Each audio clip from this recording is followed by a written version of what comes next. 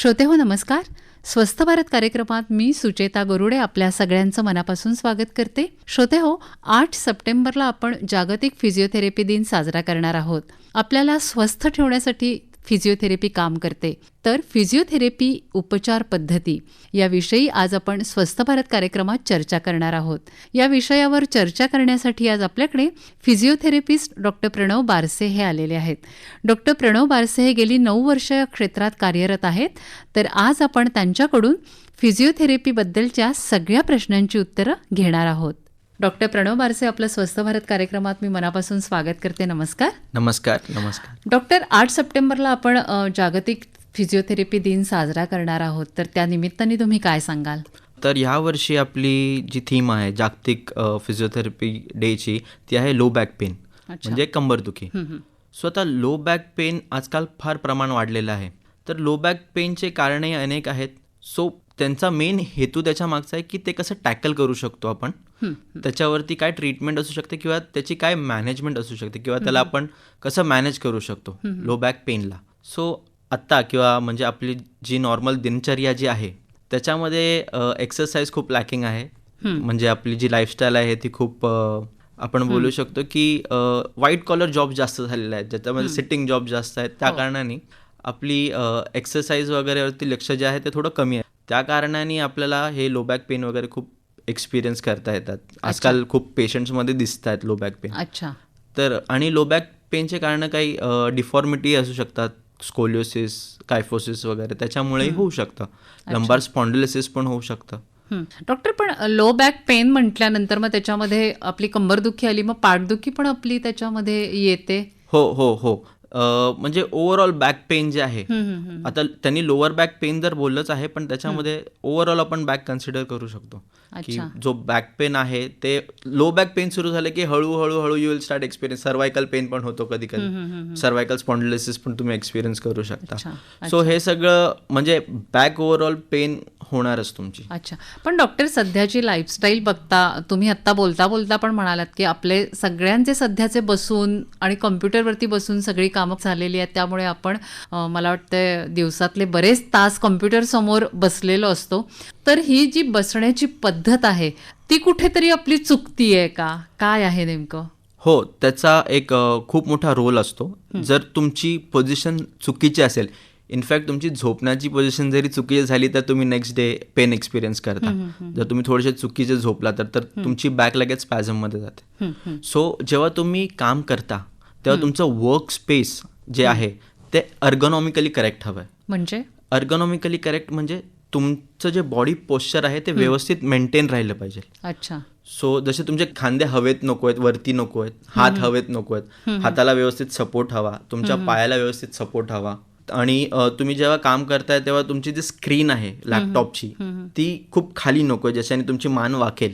अच्छा. ती आय लेवलला हवी आहे. सो हे सगळ्या ज्या छोट्या छोट्या गोष्टी आहेत त्याच्यावरती लक्ष देणं खूप गरजेचं आहे. जसं की तुमचे जे फाईल्स वगैरे ठेवलेले असतात ते जर फारच लांब असतील तर मग सतत उठून परत बसा, मग त्याच्याने दुसरे त्रास सुरू होतात. पण त्या कारणाने तुमच्या प्रोडक्टिव्हिटीवरती पण इफेक्ट होतो. अच्छा. सो तुमचं work space ergonomically correct design पाहिजे. अच्छा. आणि डॉक्टर, आत्ता बोलताना तुम्ही म्हणालात की मानदुखी तरी मला वाटते की सगळ्यांना त्याचं एकच कारण आहे की आपला मोबाईल. आपण मॅक्झिमम आपला मान जी असते ती मोबाईलमध्ये अशी खाली असते, किंवा आत्ता जसं तुम्ही कॉम्प्युटरवरती सांगितलं ती पण थोडीशी पोझिशन इकडे तिकडे झाली तर मानदुखीचं प्रमाण वाढलेलं दिसतंय. किंवा झोपतानाचं पण तुम्ही सांगितलं की थोडं जरी आपण वेडेवाकडे झोपलो की एकतर उशी हा खूप मोठा फॅक्टर आहे मानदुखीचा. तर काय सांगाल तुम्ही? सर्वात आधी आपण मोबाईलपासून सुरुवात करूया. मोबाईल एक कारण आहे ज्याच्यामुळे की आजकाल आपल्याला बघायला भेटतंय की सर्वायकल पेन किंवा सर्वायकल स्पॉन्डिलोसिस हे फार मोठ्या प्रमाणात बघायला भेटतं आपल्याला. त्याच्याबरोबर डेस्क जॉबही एक कारण आहे की ज्याच्यामध्ये तुमची मान जास्तीत जास्त वेळ वाकलेली असते, तेव्हा तुम्हाला मग तो पेन सुरू होतो. अच्छा. आता सर्वायकल स्पॉन्डिलोसिस जर आपण बोललं तर त्याचं मेन जे आहे की आपले जे मणके आहेत त्याच्यामध्ये एक डिस्क असते. ती डिस्क जेव्हा बल्ज होते किंवा त्या डिस्कमध्ये प्रॉब्लेम होतात तर त्याच्यानंतर आपले जे नर्व्स आहेत त्याच्यावरती कंप्रेशन यायला सुरू होतं.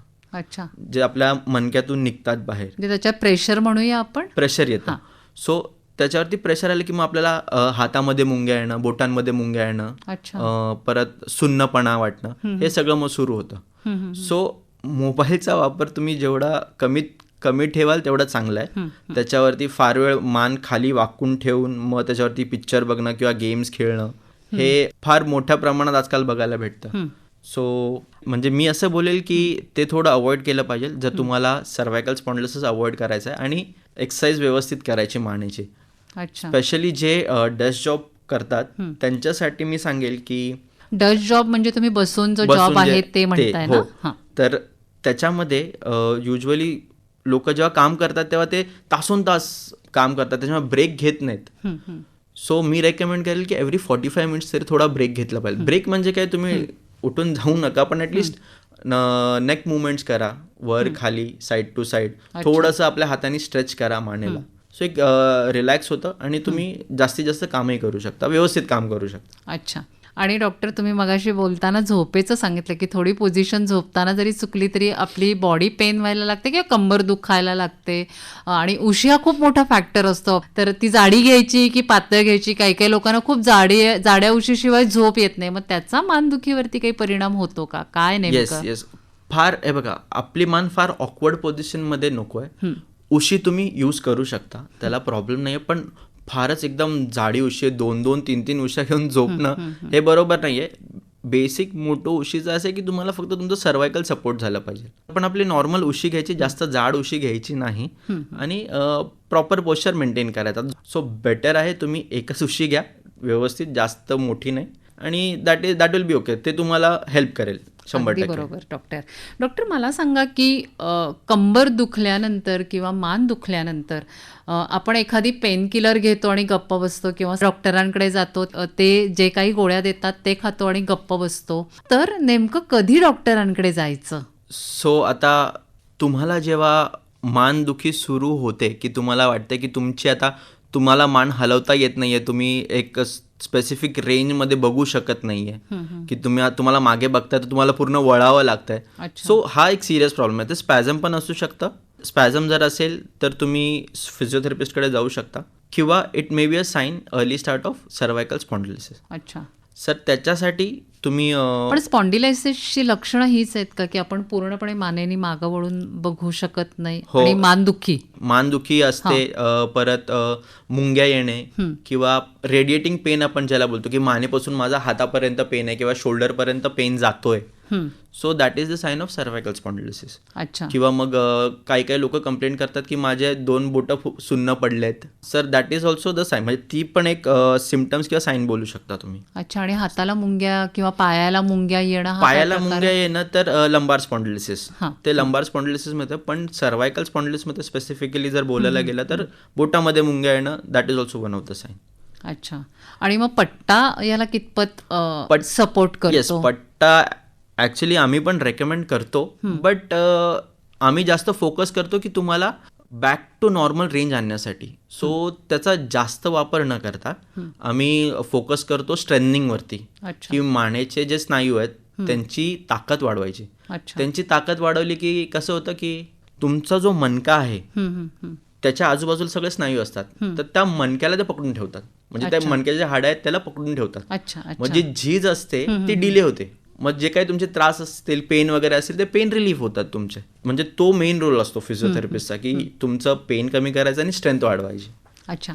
डॉक्टर प्रणव, मला सांगा की कंबरदुखीवरती किंवा मानदुखीवरती किंवा हल्ली खांदेही दुखतात, मग असं दुखल्यानंतर जेव्हा तुम्ही ॲज अ फिजिओथेरपिस्ट म्हणून जेव्हा ट्रीट करता, तेव्हा साधारण किती काळ त्याला लागतो बरं व्हायला? सर्व्हायकल स्पॉन्डिलोसिस, लंबार स्पॉन्डिलोसिस जर तुम्ही बोलात तर त्याला कधी 2 वीक्स मॅक्झिमम लागतात जर रेग्युलर ट्रीटमेंट घेतली तर.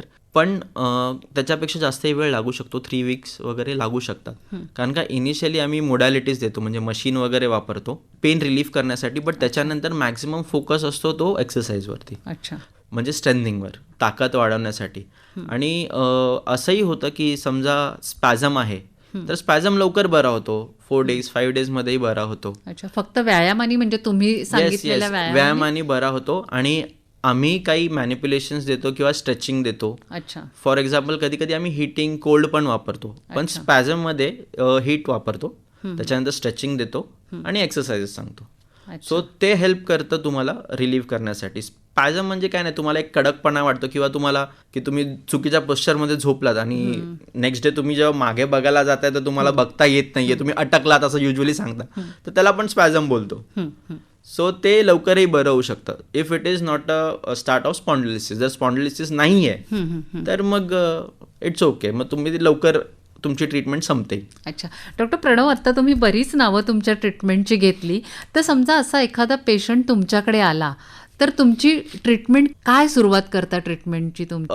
आता आपण स्पॅझमच घेऊया उदाहरणार्थ. तर जेव्हा फर्स्ट टाइम पेशंट येतो, आम्ही त्यांना जेव्हा डायग्नोज करतो की हे स्पॅझम आहे, तर आम्ही सर्वात आधी त्यांना हिटिंग देतो, गरम पाण्याचा शेक किंवा SWD. युजली आता तर मोडॅलिटीजचा वापर फार कमी झालेला आहे, पण तरी म्हणजे एक क्लासिकल ट्रीटमेंट म्हणून मी तुम्हाला सांगतो की आधी त्याला हिटिंग देतो, त्याच्यानंतर स्ट्रेचिंग देतो ट्रपेजियसला, म्हणजे एक स्नायू आहे ट्रपेजियस, त्याला आपण स्ट्रेचिंग देतो आणि ताकद वाढवण्यासाठी व्यायाम देतो आपण. सो ही त्याची ट्रीटमेंट आहे. अच्छा. डॉक्टर प्रणव, मला सांगा की आता तुम्ही पेशंटला त्याच्या आजारानुसार व्यायाम सुचवत असाल, 1-2 दिवस त्याच्याकडून करूनही घेत असाल, पण शेवटी घरी जाऊन त्याला ते करायचे आहेत. पण समजा चुकून व्यायामाचे प्रकार त्याच्याकडून घरी गेल्यानंतर चुकून काही वेगळे झाले तर त्याचे दुष्परिणाम काही बघायला मिळतात का? दुष्परिणाम म्हणजे की त्याचा फारसा इफेक्ट होत नाही किंवा त्यांना तो पेन रिलीफ भेटत नाही. तर याच्यासाठी मग युजली आम्ही काय करतो की प्रिंटेड पॅम्पलेट्स वगैरे देतो, सो त्यांना लक्षात राहावं. ऑर एल्स आम्ही पेशंटला सांगतो की तुम्ही तुमच्या भाषेत लिहून घ्या की ज्याच्याने तुम्हाला लक्षात राहतील. कारण का आम्हाला हवं असतं की पेशंटनी लवकरात लवकर इंडिपेंडेंट व्हावं, आमच्यावरती जास्त डिपेंडेंट राहावं नाही. सो त्यांना आम्ही एक स्पेसिफिक टेन्युअरपर्यंत, एका काळापर्यंत शिकवतो आणि त्यांना सांगतो तुम्ही घरी जाऊन एक्सरसाइज करा. डॉक्टर प्रणव, मला सांगा की लहान मुलांमध्ये फिजिओथेरपी कुठल्या कुठल्या आजारांवर काम करते? फिजिओथेरपी, पीडियाट्रिक फिजिओथेरपी खूप हेल्प करते, खूप हेल्पफुल आहे. आणि जसं की आपण एक घेऊया CP, सेरेब्रल पाल्सी, त्याच्यामध्ये फिजिओथेरपी हेल्प करते. परत मग जे ऑटिझम आहे त्याच्यामध्येही फिजिओथेरपी हेल्प करतं. परत क्लब फूट एक कंडिशन आहे ज्याच्यामध्ये पाय ते एकदम वळलेले असतात आतल्या बाजूला, सो त्याच्यामध्येही फिजिओथेरपी काम करते. आणि अनेक प्रकार आहेत असे ज्याच्यामध्ये फिजिओथेरपी हेल्प करते. अच्छा. डॉक्टर, मला सांगा की काही दुखायला लागलं की पहिल्यांदा आपल्या फॅमिली डॉक्टर किंवा आपण एकदम जे स्पेशालिस्ट आहे आपण त्यांच्याकडेच जातो, पण कुठे जायचं ते नेमकं समजत नाही, तर डायरेक्ट फिजिओथेरपिस्टकडे जायचं की पहिल्यांदा आपण स्पेशालिस्टकडे जाऊन ट्रीटमेंट घ्यायची, तर नेमकं काय करायचं? तुम्ही कंबरदुखी, मानदुखी, गुडघेदुखी याच्यासाठी डायरेक्ट फिजिओथेरपिस्टकडे जाऊ शकता, त्याच्यामध्ये काहीही प्रॉब्लेम नाही आहे. तुम्हाला रेफरन्सनीच गेलं पाहिजे, ऑर्थोपेडिकनी जर रेफर केलं तरच गेलं पाहिजे असं गरजेचं नाही आहे. अच्छा. जर म्हणजे फिजिओथेरपिस्ट वेल ट्रेंड आहेत, त्यांना जर वाटलं की दुसरा काही प्रॉब्लेम आहे तर ते तुम्हाला पुढे रेफर करतील. पण तुमच्या पेनसाठी जर तुम्हाला काही पेन होत आहेत आणि तुम्ही डायरेक्ट फिजिओथेरपिस्टकडे गेले तर त्याच्यात काहीही चुकीचं नाही आहे, एकदम प्रॉपर वे आहे. ओके. डॉक्टर, आणि मला सांगा की समजा काही जणांच्या सर्जरीज झाल्या असतील, तर अशा ऑपरेशन्स नंतर फिजिओथेरपीची गरज पडते का, आणि ते करणं कितपत सेफ आहे? खूप गरज पडते, खूप जास्त गरज पडते आणि ते एकदम सेफ आहे. इनफॅक्ट डॉक्टर स्वतः रेकमेंड करतात पेशंट्सला सर्जरी झाल्याने की आता तुम्ही फिजिओथेरपी स्टार्ट करा. अच्छा. फॉर एक्झाम्पल एक उदाहरणार्थ म्हणून तुम्हाला सांगतो, TKR जे आहे टोटल नी रिप्लेसमेंट, त्याच्यामध्ये सेकंड डेला लगेच स्टार्ट होते फिजिओथेरपी. गुडघा बदलीचं ऑपरेशन. गुडघे बदलले की त्याच्या नेक्स्ट डेला पेशंटला स्टेअरकेस चढवतो. अच्छा. हो, चढू शकतो? येस 100% व्यवस्थितपणे चढू शकतात. त्यांचं तेव्हा फिजिओथेरपी स्टार्ट होतं. फर्स्ट डे पासून त्यांना कसं चालायचं, कसं उतरायचं, बेडवरती मुवमेंट्स कसे करायचे, ताकद वाढवण्यासाठी तुमचे काय काय व्यायाम करायचे हे सगळं शिकवलं जातं फर्स्ट डे इटसेल्फ. म्हणजे तुमचं ऑपरेशन झालं, नेक्स्ट डे लगेच तुम्हाला फिजिओथेरपी रेकमेंड केलं आणि लगेच सुरू केलं, तुमचं वॉकिंग लगेच स्टार्ट होतं. अच्छा. आणि फिजिओथेरपीचा हा खूप मोठा फायदा आहे की आधी म्हणजे फिजिओथेरपी जेव्हा माहिती नव्हती किंवा लोकांना अवेअरनेस नव्हती, तेव्हा समजा TKR जर झालं तर patient was on his on, म्हणजे ते स्वतः जेवढं रिकवर करतील तेवढं रिकवर करतील. पण आता फिजिओथेरपीमुळे लवकरात लवकर रिकव्हरी होते. पेशंट लाईक 2-3 वीक्स मध्ये स्वतःहून इंडिपेंडेंटली चालायला लागतं. सो त्याचा खूप मोठा फायदा होतो. अच्छा. आणि डॉक्टर, मला एक प्रश्न विचारायचा आहे की महिलांमध्ये गरोदरपणात किंवा बाळंतपणानंतर फिजिओथेरपी काम करते? काय काम करते? खूप. फिजिओथेरपी आधी, बाळंतपणाच्या आधी आणि नंतर दोन्हीमध्ये खूप हेल्प करते. आधी काय करते? आधी म्हणजे तुम्हाला शिकवलं जातं की व्यायाम कसे करायचे आहेत, काय करायचं, ज्याचा फायदा तुम्हाला लेबरच्या वेळेस होतो, नॉर्मल डिलिव्हरी होण्यासाठी. म्हणजे तुम्ही सी सेक्शन अवॉइड करू शकता. पण आता जर गरजेचे जे काही कंडिशन आहेत ज्याच्यामध्ये सी करावंच लागेल तर त्याला आपण टाळू नाही शकत, ते करावं लागतं. बट तुमचे चान्सेस खूप कमी होतात सी सेक्शनचे. आणि पोस्टमध्ये जेव्हा तुमची डिलिव्हरी होते तेव्हा त्या बाळाला फीड कसं करायचं, तुम्ही तुमचं पोझिशन कसं मेंटेन ठेवायचं, ज्या कारणाने तुमची कंबरदुखी कमी होईल, म्हणजे तुम्हाला पेन रिलीफ होईल. परत त्या महिलेसाठी जिची डिलिव्हरी झाली आहे तिला पेल्विक फ्लोअर मसल एक्सरसाइजेस किंवा बोलू शकतो कोर स्टॅबिलिटीसाठी एक्सरसाइजेस, कारण का जे पोटातले स्नायू आहेत ते वीकनेसमध्ये जातात. मग त्यांची ताकद वाढवण्यासाठी हे सगळं आपण शिकवतो. आणि परत बॉडीचं अलाइनमेंट किंवा पोश्चर खराब होतं तर ते परत कसं बॅक टू नॉर्मल आणायचं हे सगळं शिकवलं जातं. मेन तर बाळाला फीड कसं करायचं हे खूप मोठं फॅक्टर आहे, कारण काय रेग्युलर बेसिसवरती होतं. बाळाला म्हणजे जवळ घेण्यापेक्षा की आपण बाळाजवळ जायचं, 2 उशा ठेवायच्या हाताखाली, बॅकला व्यवस्थित सपोर्ट करायचं. सो ह्या सगळ्या जेव्हा बदल करतात तेव्हा जी आई आहे तिला खूप रिलीफ भेटतं आणि ते सगळं काम व्यवस्थित करू शकतं. नक्कीच.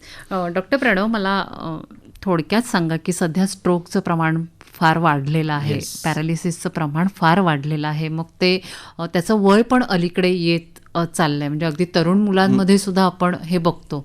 तर नेमकी याची कारणं काय आहेत आणि याच्यावरती फिजिओथेरपी कसं काम करते? परत इथे पण मी एक ॲड करेल की smoking, chronic smoking, chronic alcoholism, lifestyle म्हणजे लॅक ऑफ एक्सरसाइज ज्याच्यामध्ये व्यायाम न करणं वगैरे, खूप दारू, या सगळ्या गोष्टी आहेत, लाईफस्टाईलच्या ज्या गोष्टी आहेत, ज्या सगळ्या आपण एक फॅक्टर बोलू शकतो ज्याच्यामुळे ह्या सगळ्या गोष्टी वाढत चालल्या आहेत. अच्छा. तर आपण ह्या सगळ्या गोष्टींवरती लक्ष दिलं पाहिजे. आणि स्ट्रोक आपण आजकाल म्हणजे पॅरालिसिस किंवा पॅरापॅरेसिस जे आहे ह्या सगळ्या गोष्टींचं प्रमाण वाढताना आपण बघतोय. पण जर आपण लाईफस्टाईल चेंजेस जर केले फारसे तर आय थिंक आपण ते टाळू शकतो. अच्छा. स्ट्रोक आणि स्ट्रोकचं ट्रीटमेंटमध्ये फिजिओथेरपी खूप महत्त्वाची आहे. अच्छा. की स्ट्रोकचे केसेस जे आहेत त्याच्यामध्ये आपण युजली खूप म्हणजे बघतो की पेशंटची एक साईड पूर्ण विकनेसमध्ये गेलेली असते. सो त्यांना आपण परत रिएज्युकेट करतो, आपण त्यांना परत पुण्याने शिकवतो की तुम्हाला तुमचा हात कसा वापरायचा आहे, तुम्हाला कसा हात उचलायचा आहे, पाय उचलायचा आहे. त्यांना बॅलन्स ट्रेनिंग दिले जाते, त्यांना आम्ही उभं करतो with support. So weight bearing म्हणजे पायावरती वजन देणं हे खूप महत्त्वाचा भाग आहे स्ट्रोक झाल्यानंतर. सो त्यांना ते कधी कधी पेशंटला सेन्सेशन्स नसतात, सो त्या सेन्सेशनवरती काम करावं लागतं. कधी कधी त्यांचे मसल स्टिम्युलेट करावे लागतात, त्यांना एक मशीन द्यावे लागते, ते म्हणजे त्या मशीनला परत त्या संवेदना समजण्यासाठी, त्या सेन्सेशन समजण्यासाठी. सो या छोट्या छोट्या गोष्टी आहेत ज्यांच्यावरती एक फिजिओथेरपिस्ट खूप काम करतो. पण पेशंट बॅक टू नॉर्मलला येतो फिजिओथेरपीने? येतात. सी तुमची सिव्हिअरिटी किती आहे, तुम्हाला नक्की म्हणजे किती सिव्हिअर कंडिशन आहे तुमची. जर तुमचा ट्रान्झिएंट इस्केमिक अटॅक आहे तर तो रिव्हर्सिबल असतो, तर patient like within a week व्यवस्थित होऊन हॉस्पिटलमधून चालतही जातात. बट वीकनेस असतो त्याच्यामध्ये, सो तुम्हाला थोड्या दिवस फिजिओथेरपी कंटिन्यू करावी लागते. बट बऱ्याचशा केसेसमध्ये पेशंट बॅक टू नॉर्मल येतात. अच्छा. पण त्यांना मग तुम्ही जे व्यायाम सांगितलेले असतात ते कायम करायचे असतात? कायम जर केले तर बेस्ट, बिकॉज व्यायाम करण्याने तुम्हाला काही तोटा होणार नाही. जर तुम्ही व्यायाम कराल तर तुमचे जे स्ट्रेंथ आहे ते मेंटेन राहणार आहे. अच्छा. तुम्ही वीकनेसमध्ये जाणार नाही. सो एकतर तुम्ही प्रोग्रेस कराल किंवा मेंटेन कराल, त्याच्या खाली येणार नाही तुम्ही. बरोबर. सो 100% तुम्ही एक्सरसाइज करत राहा. जे नॉर्मल लोक आहेत त्यांना पण रेकमेंड करेल, प्लीज एक्सरसाइज करा. डॉक्टर प्रणव बारसे, या चर्चेच्या शेवटी आपण जाता जाता आपल्या श्रोत्यांना काय सांगाल? मी सांगेल की प्लीज स्वतःच्या लाईफवरती लक्ष द्या, म्हणजे एक्सरसाइज करा, प्रॉपर डाएट ठेवा, वेट ट्रेनिंग करा, म्हणजे जे आपण वजन उचलून जे व्यायाम करतो ते करा. फॉर एक्झाम्पल जर तुम्हाला वाटतं की मी जिमला जाऊ नाही शकत, तुम्ही घरी करू शकता. 1 लिटरची बॉटल घेऊन करू शकता, 2 लिटरची बॉटल घेऊन करू शकता. आजकाल इंटरनेटवरती सगळे अवेलेबल आहेत, तुम्हाला कसे एक्सरसाइज करायचे आहेत. एक्सरसाइज एक फॅशन न बनवता त्याला एक डेली रुटीनमध्ये ॲड करा. अच्छा. आणि स्वतःच्या हेल्थकडे खूप लक्ष द्या, बिकॉज हेल्थ इज वेल्थ. नक्कीच.